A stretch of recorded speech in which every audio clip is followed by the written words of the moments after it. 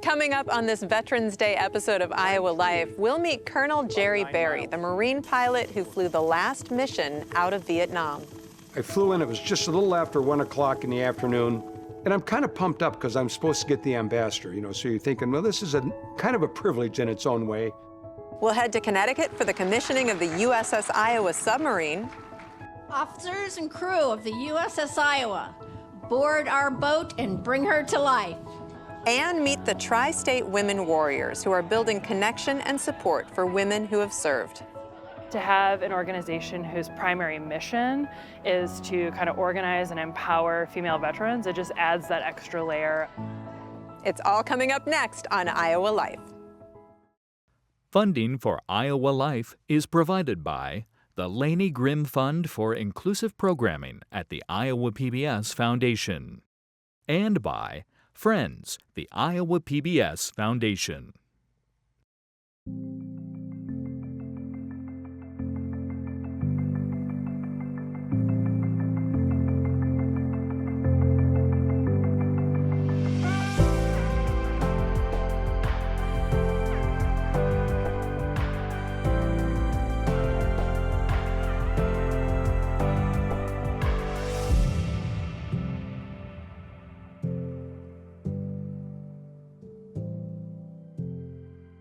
Hi, I'm Charity Nebbe, and this is Iowa Life.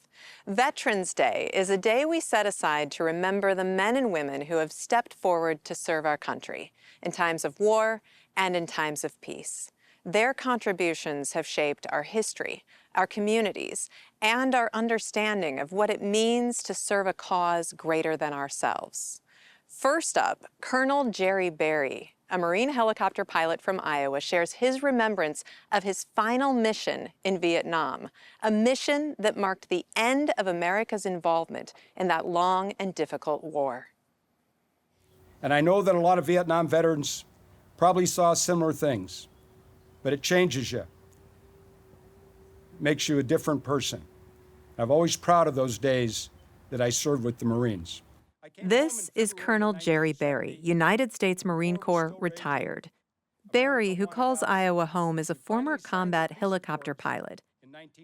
His current mission is to tell the story of his service in Vietnam during a turbulent time in our nation's history. The Vietnam veteran will always be, in my mind, the best America had. Nearly 50 years before giving this speech in May of 2025, Berry was part of a different mission, one that ended U.S. involvement in Vietnam. It was April of 1975, and hostile forces were about to surround South Vietnam's capital. Berry was flying along with 70 other helicopters that had been sent to bring out as many people as possible. His specific orders were to pick up U.S. Ambassador Graham Martin and take him to a ship waiting offshore. I flew in, it was just a little after 1 o'clock in the afternoon on 29 April, and I'm kind of pumped up because I'm supposed to get the ambassador, so you're thinking, well, this is kind of a privilege in its own way, so I feel good about it. Berry had flown in the skies over Vietnam on his first tour, 6 years before. Part of his job was to put combat troops onto the battlefield. In December of 1969, while commanding a flight of 2 CH-46 Sea Knight helicopters and 2 Huey Cobra gunships, he came to the rescue of an 8-man reconnaissance team that had come under heavy fire. What amazes me is I'm the oldest guy there, 24 years old. You realize how young we all were, but that's the way it was everywhere. You never thought about it then. I always think because of you had these loyal people who went and served when others were burning their draft cards, going to Canada. So my heart's always out to the Vietnam veteran, not just because I was there, but because a lot of them weren't treated well when they came back. And all these anti-war demonstrations that went on, the Kent State thing in '70. So your compassion is with Vietnam veterans. In 1973, the Paris Peace Accords were signed. U.S. military forces left the country. Almost immediately, the communist North Vietnamese government violated the peace treaty. In 1975, North Vietnamese forces began a military push to the south. By April 29th, elements of the People's Army of Vietnam were converging on South Vietnam's capital of Saigon. The evacuation protocol known as Operation Frequent Wind was put into effect. Berry was dispatched to pick up Ambassador Martin and take him to the USS Blue Ridge. This is Berry's helicopter, call sign Lady Ace 09, landing in the U.S. Embassy's parking lot. We land, the crowd's everywhere, but nobody's getting on the helicopter. We got the back ramp down. So finally I called the Marine security guard over and I said, "This is Lady Ace 9. We're here to get the ambassador and his staff." He says, "Fine." He runs into the building, comes back, says the ambassador's not ready to go. In a way, I kind of understood that. I'm thinking, well, he's probably got other things he's got to get done here. Not really thinking that much about it. So they said, "We're going to load you up with evacuees, take them out to the ship." Fine, so we did. What had begun as a straightforward mission to bring out Ambassador Martin became an 18-hour ordeal that found Berry shuttling people to safety. As Berry was returning to the embassy in the early morning hours of April 30th, he could see North Vietnamese tanks approaching the capital city. Well, who's in charge? Who is going to make this thing end? And that's when I was flying back in. I probably have never been so angry. You can't imagine flying all day and seeing absolutely no progress. The people are still the same. The grounds have still got the same number of people because he's letting everybody in. As soon as we take loads out, we replace them. So you're never going to finish. After landing on the roof of the embassy, another group of refugees was loaded onto Lady Ace 09. And I'm just pondering, and I thought, get them all off. We can't do this anymore. It's over. And that's when I told the guy came over, the Marine security guard came over, and I said, "Go tell the ambassador. Lady Ace 09 is not leaving the roof till he's on board." Then I decided to throw in the president sends. Bang, he goes down. The ambassador's up in no time. Looks like he was ready to go. He needed the order to get out. Gets on, they fly out. All of the refugees were taken off the helicopter. Ambassador Martin, along with his staff and the embassy's flag, came aboard and they lifted off. But the fateful instructions that sounded like an order from the president didn't come from the White House. Berry had taken it upon himself to issue the order. None. I have no authority to do that. After dropping off the ambassador, Berry helped evacuate the embassy's Marine Guard and the mission was over. In the end, more than 7,000 people were airlifted to safety in the largest military helicopter evacuation in U.S. history. So we got the ambassador. I make the call, Tiger, Tiger, Tiger, which signifies that the ambassador's out. But I'm thinking, the ambassador was going down with the ship. He just wanted to be ordered out. And I thought I could have done this maybe 7 or 8 hours ago and saved myself a lot of grief. Berry, who now lives in Florida, returns to Iowa several times a year. Occasionally, he gives speeches about his Vietnam experience, all for free. During his visit in May of 2025, he spoke at the Vietnam Remembrance Ceremony on the Iowa Capitol grounds, interacting with dignitaries and veterans alike. You're looking good. He also spent time telling his story at the Iowa Goldstar Museum. The embassy grounds are just as full of refugees as they were when we started at 1 o'clock in the afternoon. The ambassador's still here, and I can see the tanks coming down the road. They're only about 4 or 5 miles from the city. Berry finished his speaking circuit at the Iowa Veterans Home in Marshalltown. So they did crank up another one. We flew back, got the Marines. When I talk, it helps me not worry about the Vietnam experiences that I had or not think about them. I think we've moved on and we're accomplishing something. We're just talking about something that happened in the past. So yeah, in its own way, it's therapeutic somehow to talk about it. Next, we're traveling to Connecticut for a very special occasion, the commissioning of the USS Iowa. Not surprisingly, Iowans have a strong connection to the submarine that bears our state's name, and many Iowa dignitaries attended the ceremony. While we were there, we also got a behind-the-scenes look at sub school to learn how sailors prepare for the challenges of life and duty at sea.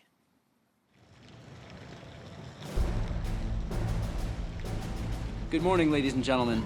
It is my distinct honor and privilege to welcome you to Submarine Base New London and the commissioning of USS Iowa.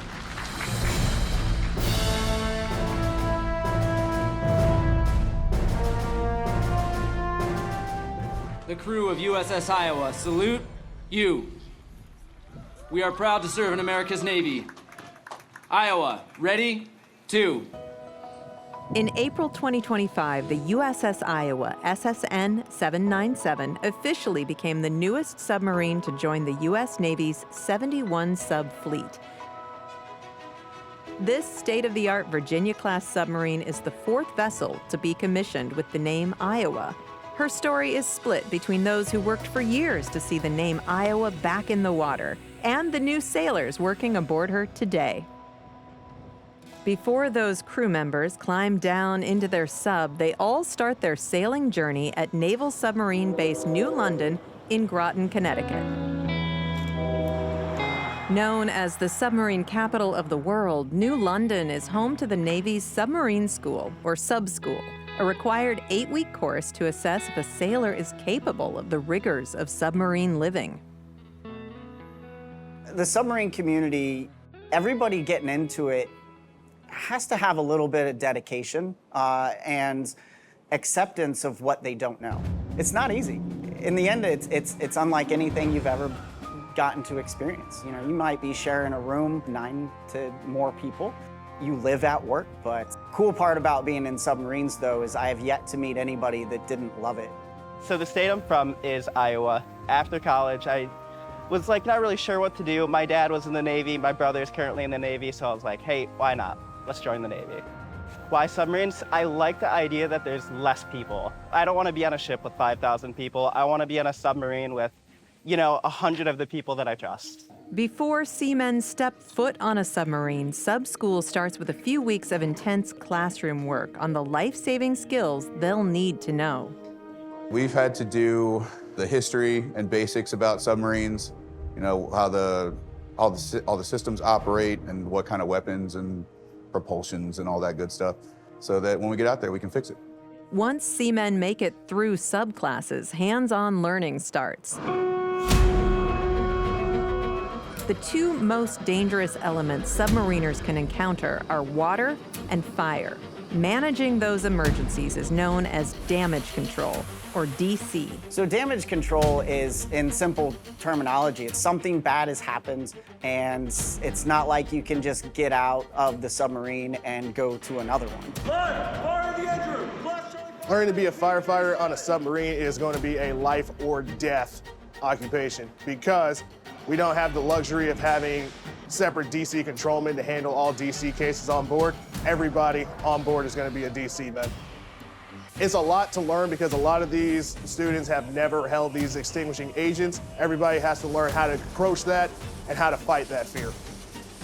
Next to fire, water is the biggest concern on a sub. Not only is a submarine surrounded by water, but if a sub starts taking on water, her crew needs to know how to stop the leak or risk catastrophe. So our classroom portion is very hands-on. So we teach them a lot of the tools, and then we take those exact same tools and we put them in the training environment. Fire may seem more dangerous than water leaks, but if submariners don't act fast, too much water could sink a sub. Just like a real rupture, the water trainer does not go easy on seamen. They have minutes to assess and patch leaks gushing at more than 1,000 pounds per second. So the students that come into it, they originally see it and it's kind of shocking. They've never seen anything like that before, but they get the training and then you put them in it and they're successful. And in all honesty, damage control wet training is probably one of the favorites. With fire and water behind them, seamen finally learn what to do when all else fails. So this is our aquatic training facility. This is for pressurized submarine escape training. It's a 40-foot tower of water. If we're utilizing this, the submarines had a very bad day. They're disabled, they're never going to return to the surface. So hopefully this training that we provide will never have to be utilized by the students. To date, no actively deployed submarine has ever had to use the escape hatch. However, with few exceptions, every seaman who has come through New London has experienced this trainer. We teach them all about the suits and some of the pieces, parts, and components of the suit. On day 2, we bring them into pressurized training, where we pressurize them using the exact same components on a submarine. That will equalize with the tank, and they will float up to the surface. After 8 weeks of sub school in front of gathered friends and family from across the country, seamen graduate. While still months, possibly years, from stepping foot on a submarine, the next step in their path is specialization.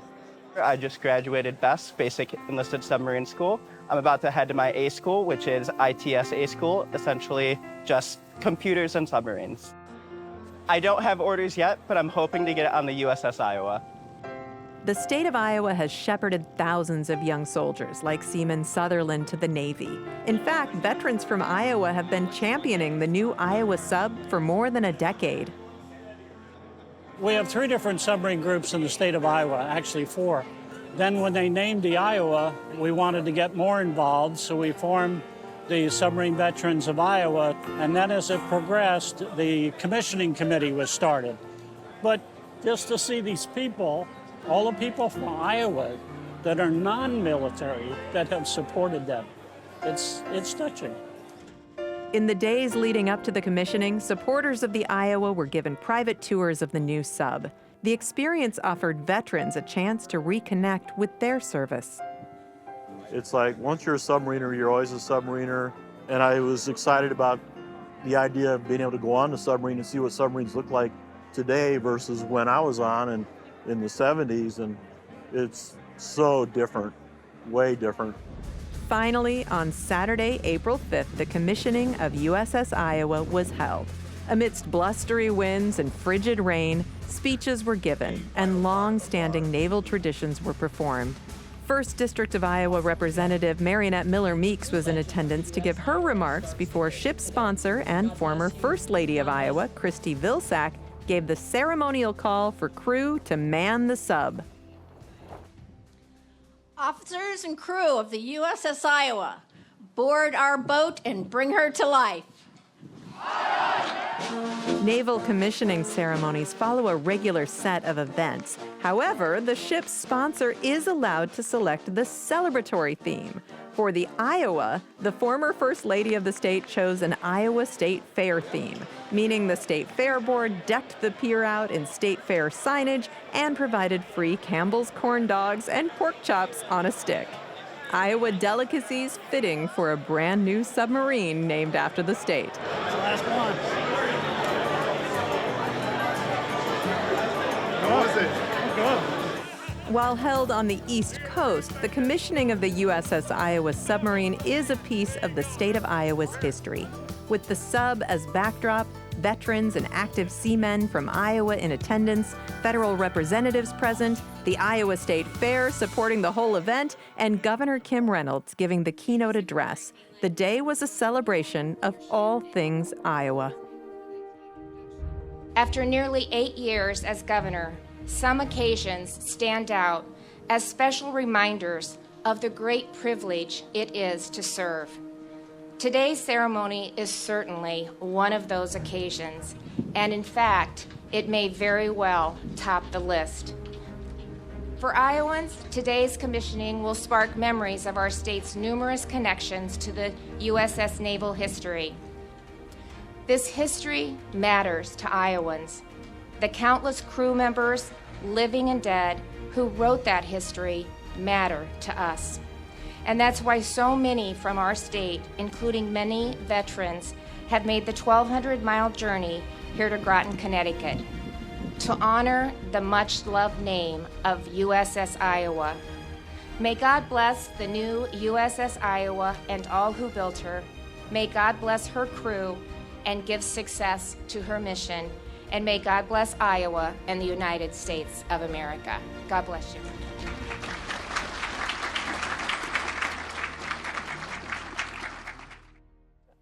Throughout our nation's history, women have served with courage and dedication, in uniform and often against the odds. Next, we meet the Tri-State Women Warriors, a nonprofit dedicated to supporting and advocating for women veterans and service members. The Tri-State Women Warriors is a nonprofit based in the tri-state area of Iowa, Illinois, and Wisconsin, with the mission to provide connection and advocacy for the unique needs of women veterans and service members. I want your help. We're all going to learn how to do this together. Today's event, we are doing mocktails and charcuterie. There are a lot of different organizations that support veterans in this area. To have an organization whose primary mission is to kind of organize and empower female veterans, it just adds that extra layer. When I really thought about the veteran groups in our area, they're incredible. They do incredible things, but they are mostly men and often a different generation than I am. Well, I can't expect a man 30 years older than me to know, like, oh, I bet this, 30-year-old woman here wants to do yoga or would like to, have a planting day. I am a veteran. I served in the Army Reserves. During that time, I was deployed to Baghdad, Iraq as a combat medic. I will openly say I struggled at first. For a long time, even after that service, when I would look back on it, I would feel ashamed of how scared I was those first couple of months. I usually start with grapes, and I place them just different places, and then It did impact me. I didn't realize how much it impacted me until now, looking back on it. Feeling invisible, not really feeling like a veteran, not really feeling like you have a place where you belong within the veteran community. It's just hard to transition from the military to civilian life, and I kind of just isolated myself. I served in both the Army and the Air Force, trained as a combat medic. There's high rates of suicide in men and women veterans. The gap between civilian and veteran is even wider for women. Also, military sexual trauma plays into that a lot, which is something that we see in a lot of women veterans. There are only about 800 women veterans in our tri-state area. And so the fact that now, not only do I know, hundreds of them, but now I know women who served at the same time I did in Iraq, which it might not sound like much, but to have that person that's had that same experience. When you're in the military, it's not just a job, it's also part of your identity. I was the psychologist for a group of about 3,500 soldiers.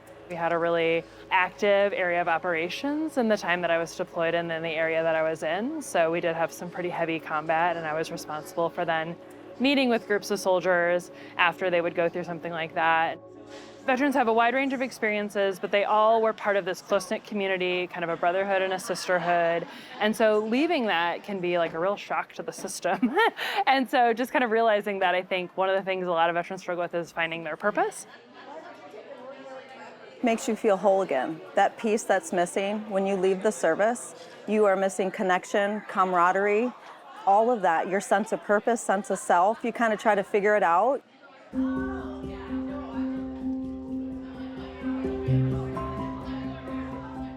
And these ladies know exactly what you've been through.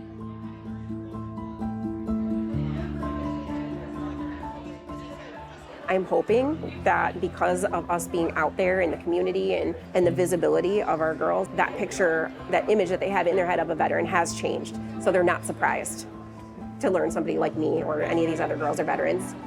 And I'm just so thankful. I took myself out of isolation. Now I'm back in the community and doing a ton of things and feel like myself. Our final stop takes us to Iowa's Goldstar Military Museum in Johnston, where veterans' stories are shared and preserved for future generations.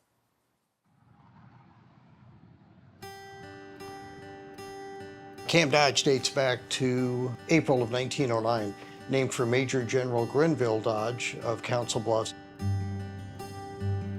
The museum has been here for 40 years this last June. We tell the story of Iowa veterans, Iowa units, Iowa's military past within the larger context of U.S. and world military history. Typically, for families, you can usually find somebody that served in the military. That's a commonality of the American experience. And so objects are memory triggers. Veterans come in And so oftentimes, though, I carried one of those when I was in basic training, or those are just like the boots that I wore in Vietnam. Being able to elicit those stories from visitors based on what we've put on exhibit and oftentimes results in a very educational experience for me and others. As everybody should know, Camp Dodge is the Army National Guard. I was not in the Army, I was in the Air Force. I was a medic years ago. And the Goldstar Museum, and what does that mean? At the very front, we've got 6 pictures of individuals who have given the ultimate sacrifice. They're all Iowans, and they're all Iowans that have been in different conflicts throughout the years. It's a great history lesson to just walk through and take your time and look at everything that's on display here, because it's been all very carefully put together. One of the museum's prized possessions is a Civil War Medal of Honor that was donated by the family of Edward James Bebb.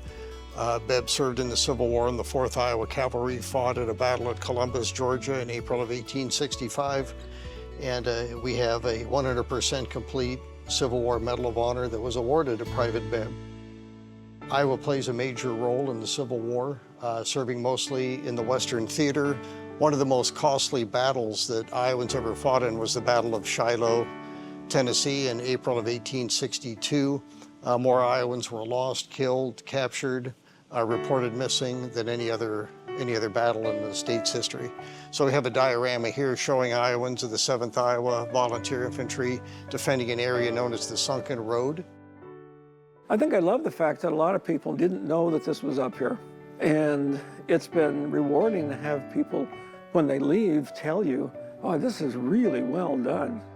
One of the things that it's really fun to let the kids know about, there is, around the corner over here, a mock-up of a conning tower that's something you would actually see on a submarine.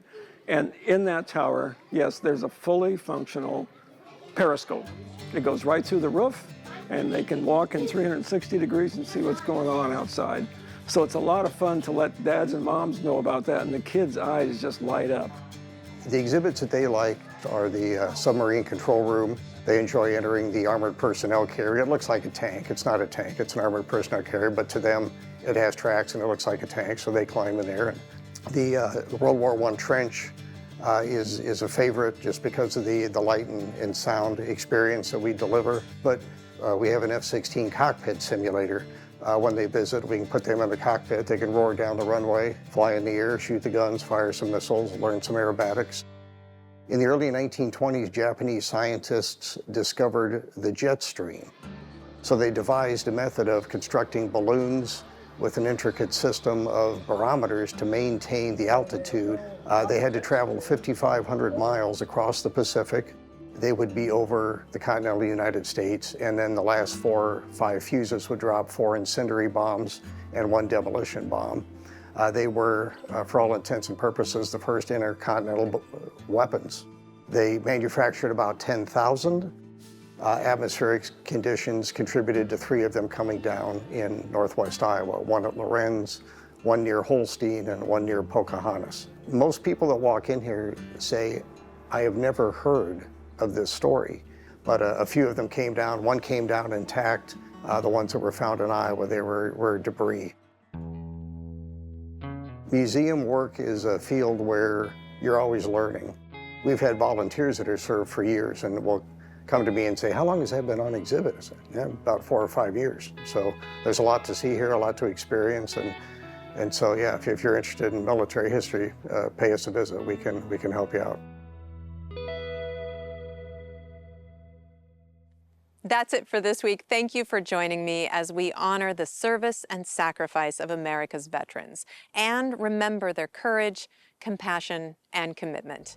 I'm Charity Nebbe. See you next time for more Iowa Life.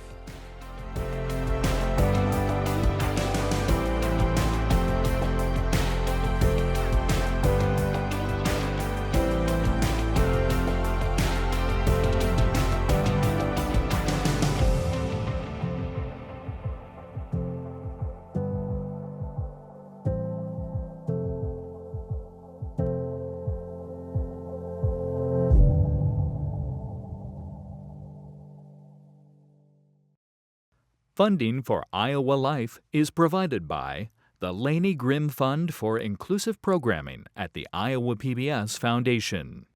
And by Friends, the Iowa PBS Foundation.